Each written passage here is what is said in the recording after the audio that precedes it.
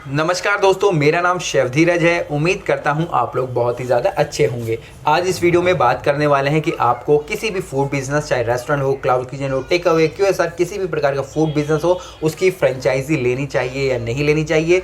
दूसरा, फ्रेंचाइजी क्या होती है। तीसरा, इसके अंदर कितने मॉडल आते हैं। तो ये सारे क्वेश्चन है आप लोगों के बहुत ज़्यादा मेरे पास आते हैं। सबसे ज़्यादा आते हैं कि भाई इस ब्रांड की मैं फ्रेंचाइजी ले लूँ कि नहीं लूँ, क्योंकि यहाँ पे ये फ्रेंचाइजी लेने का मतलब है कि आप अपना पैसा किसी को दे रहे हैं उसके ऊपर विश्वास करके। अगर कोई बहुत बड़ा ब्रांड है, मैकडी है या KFC है, तो आप ले सकते हैं। पर जब ये छोटे छोटे ब्रांड्स होते हैं, क्योंकि इतने सारे ब्रांड्स हैं, उनको जज कर पाना बहुत ही ज़्यादा मुश्किल होता है। तो आपको फ्रेंचाइजी लेनी चाहिए, नहीं लेनी चाहिए, मैं आपको यहाँ पे कुछ पॉइंट्स बताऊँगा। उनके बिहाफ पे आप लोग खुद ही चेक कर सकते हैं कि आपको उस पर्टिकुलर एक छोटे ब्रांड की फ्रेंचाइजी लेनी चाहिए या नहीं लेनी चाहिए। सबसे पहले आपको यही देखना है कि उसका जो बिज़नेस है वो प्रॉफिटेबल है कि नहीं। कहने का मेरा मतलब है जो भी वो कमा रहा है पर मंथ, अपने खर्चे निकालने के बाद उसके पास कुछ पैसा बच रहा है या नहीं बच रहा है। तो सबसे पहला क्राइटेरिया यही है, आपको यही चेक करना है उसकी फ्रेंचाइजी लेने से पहले। दूसरा, आपको ये देखना है कि उस बंदे ने बूट स्ट्रैपिंग के द्वारा खुद के अपने कितने आउटलेट्स, क्लाउड किचन या किसी भी प्रकार का फूड बिजनेस कर लिया है। क्योंकि आप जितने भी बड़े मॉडल देखेंगे, कोई सा भी आप बड़ा रेस्टोरेंट लीजिए, सबने सबसे पहले अपनी बूट स्ट्रैपिंग करके, मतलब खुद के ही पैसों से, अपने खुद के दम पे ही अपने कारोबार को आगे लगाया है। उसके बाद वो बाहर के लोगों के पास जाता है पैसे मांगने के लिए। जैसे कि मान लीजिए अगर मैं कोई बिजनेस चला रहा हूँ तो सबसे पहले मैं खुद का पैसा लगाऊंगा, उसके बाद मैं पैसा लगाऊंगा अपने पेरेंट्स का, उसके बाद में अपने फ्रेंड्स का और उसके बाद रिलेटिव्स का। जब ये सारी की सारी चीज़ें खत्म हो जाती हैं और हमारे कम से कम 3 या 4 आउटलेट हो जाते हैं, क्योंकि जो हमारे जानने वाले लोग हैं उनको हम पे यकीन हो जाता है, उसके बाद हम लोग बाहर से फ्रेंचाइजी के तौर पे या इन्वेस्टमेंट या किसी भी तरीके की एंजल इन्वेस्टमेंट या कोई भी दूसरा मॉडल अपना सकते हैं। तो सबसे पहले जिनको हम लोग जानते हैं, हमें उनसे ही बूट स्ट्रैपिंग करवा के अपने जो बिज़नेस को आगे खड़ा करना चाहिए। अगर किसी भी फ्रेंचाइज़र के पास अपने लगभग मिनिमम 5 आउटलेट हैं और वो अच्छे प्रॉफिटेबल वे में रन कर रहे हैं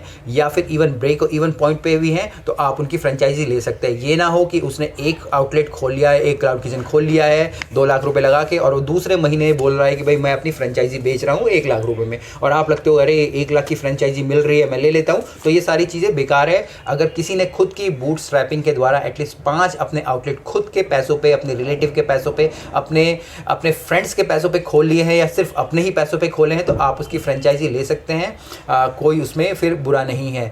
इसके बाद जो तीसरा पॉइंट यहाँ पे आता है कि वो क्या रेडी है अपनी चीज़ें देने के लिए।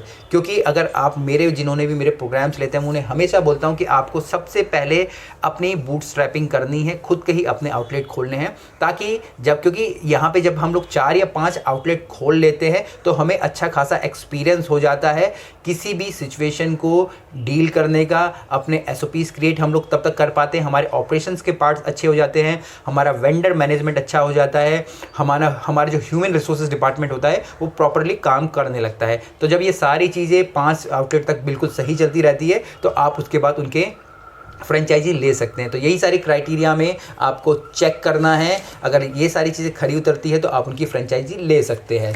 इसके बाद हम लोग बात करेंगे कि फ्रेंचाइजी होती क्या है। कोई भी फूड बिजनेस हो, जब वो चाहता है उसे एक्सपेंड करना और उसके बाद वो चाहता है कि भाई अब उसके पास जो भी रिसोर्सेज थे, जैसे कि बूट स्ट्रैपिंग, वो सारे ख़त्म हो चुके हैं, तो वो बाहर से पैसा लेगा।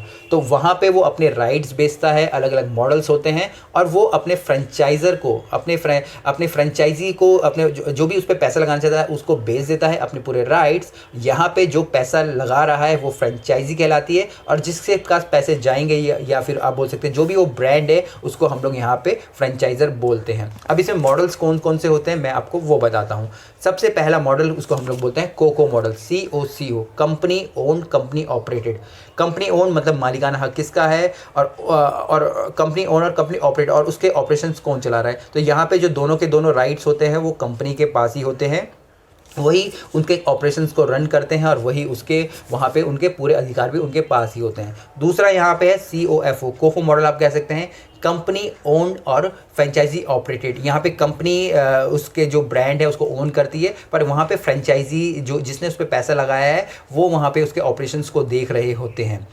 तीसरा यहाँ मॉडल है जिसको कि हम लोग फोको मॉडल बोलते हैं, FOC हो। यहाँ पे फ्रेंचाइजी है, उसने ओन किया होता है, उनके राइट्स खरीद रहे होते हैं, पर यहाँ पे कंपनी ऑपरेट कर रही होती है। जो सबसे लास्ट मॉडल है उसको हम लोग फोफो मॉडल बोलते हैं, फ्रेंचाइजी ओन फ्रेंचाइजी ऑपरेटेड। सबसे ज़्यादा लोग यही लेना पसंद करते हैं। इसमें जिसने भी पैसा लगाया होता है वो सारे के सारे राइट्स खरीद लेता है, खुद ही ऑपरेशंस देखता है और उसके बाद मतलब टोटली उसका वहाँ पे कंट्रोल होता है कि उसे वहाँ पे क्या करना है। यही 4 मॉडल होते हैं, पर इन 4 मॉडल में से कुछ भी लेने से पहले आपको जो मेरा पहले वाला लेना है या नहीं लेना है उस पर ज़रूर ध्यान देना है, क्योंकि मार्केट में इतनी सारी अनवांटेड चीज़ें हो चुकी हैं कि आपको उनको समझना बहुत ही ज़्यादा ज़रूरी है। हम लोग ईजी हमें काम आसान हो जाए, हमें ज़्यादा सरदर्दी ना करना पड़े, इसलिए लोगों की फ्रेंचाइजी लेते हैं और बाद में वहाँ पे फंस जाते हैं।